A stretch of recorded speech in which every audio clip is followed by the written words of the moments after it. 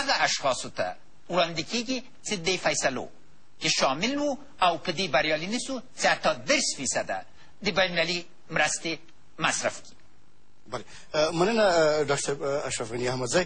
ښاغلی ډاکټر عبدالله غواړم تاسو څخه وپوښتم ویل کېږي چې د دې تېرو 7 کلونو په بهیر کې یو شمېر کسان ډېر زیات شتمن او بډای شول او دې باره کې داسې خبرې هم ویل کېږي داسې اوازې هم شته چې دغه کسان د یو مشروع غل له لارې دغه شتمنۍ نه دي ترلاسه کړي او وایي چې دوی یو تړاو لري د اقتصادي مافیا سره.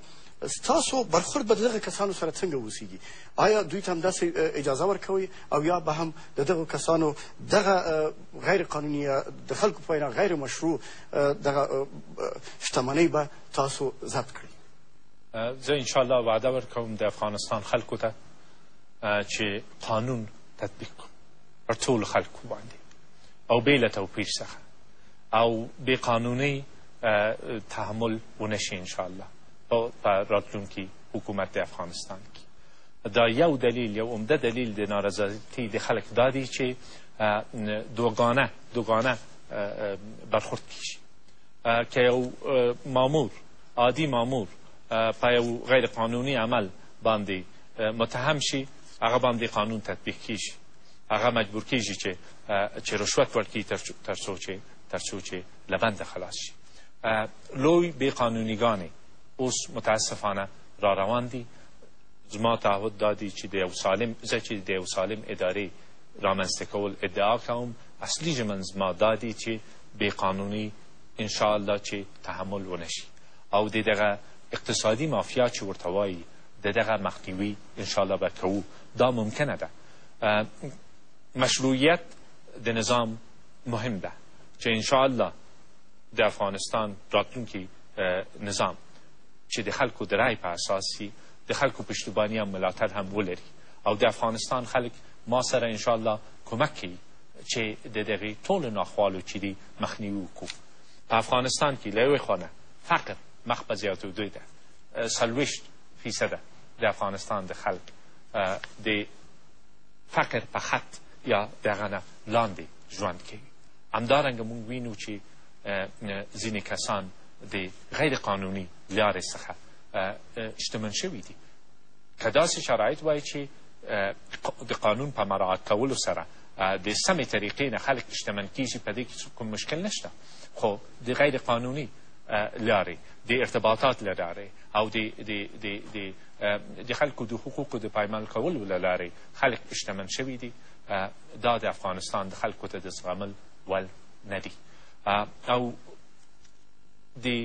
دغه فاصله د فقیر او غني له منځه وړل د یو سالم اقتصادي پروګرام له لارې کیدای شي. په دیه کې په قریه کې فقر شته، په شهر کې فقر شته. که موږ داسې پروګرامونه چې انشاءالله په نظر کې لرو عملي کو او تطبیق کو په دهات کې، هغه وخت د دهات خلک مجبور نه وي چې شهرونو ته بې ځای شي او په شهرونو کې ژوند وکړي چې د ډېر ناخوالو او مشکلاتو سبب ګرځي. ښاغلی ډاکټر عبدالله تاسو څخه مننه.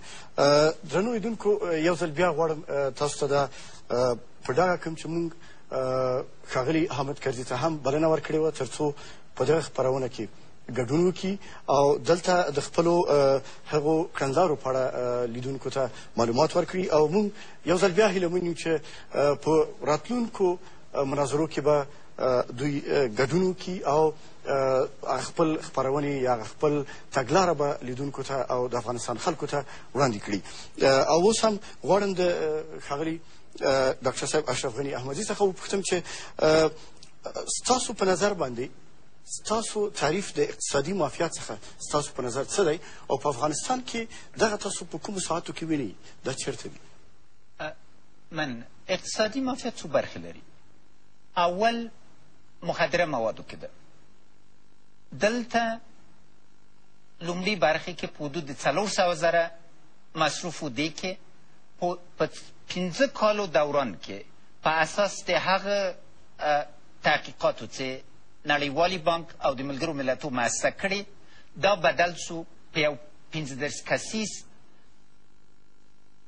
شرکت باندې 15 له دې افرادونه په اساس د دې راپور کندهار کې دي. د مخدره موادو انتقال لویه برخه او د کوکنار بدلول په هیروین باندې په دوی باندې تړل. دا برخه دا 15 نفره کم له کمه یو میلیارد ډالر په کال کې عاید لري او زښت ډېر قوي برخه لري. دومه برخه د دولتي ځمکو د غصب دسته ده چې په دې کې لکه چې د ښاري امورو وزیر ویلی دي 10,000 جربه ځمکه په هر میاشتې کې ترلاسه کیږي. ځمکه ډېره ګرانه سوې، اما نن دې په جای چې د اساسي قانون د نصب په اساس باندې بېوزلو ته ورکړل سي، مهاجرو ورونو خویندو ته چې برته راغلي یا بېځای سوي ته ورکړل سوي دي، د یو مافیا د کنټرول لاندې راغلي. درېیمه برخه قراردادونه دي. قراردادونه مخصوصا هغه ځایو ته چې بینالمللي ځواکونه دي نن عادي قرارداد کوونکي د دې جرأت نه لري چې نږدې سي، ځکه چې دوی تهدیدې کي او دې باندې یو خاص انحصار ده چې د دې په چوکاټ کې زښت ډېر امکانات ډېرو محدودو خلکو په لاس راغلي. بله برخه هغه قراردادونه دي لکه تیل غوندې، ډېر بې کیفیته تیل د خاورې کې بار بار راغلي دي چې هم سرب لري او هم نور ډېر غیر ګټور شرایط لري. په دې چوکاټ کې معلومه ده چې دا سرب د افغانستان د خلکو ژوند په لسیزو راتلونکي کلو کې به تر تاثیر لاندې ونیسي. او بیا بله برخه دوا کې ده. د دوا په وارداتو کې نن افغانستان په کال کې 100 میلیون ډالره له لاسه ورکوي. نتیجه یو شی ده، تر څه یو عادل قانونمند نظام نه اقتصاد قانوني کیدی نشي.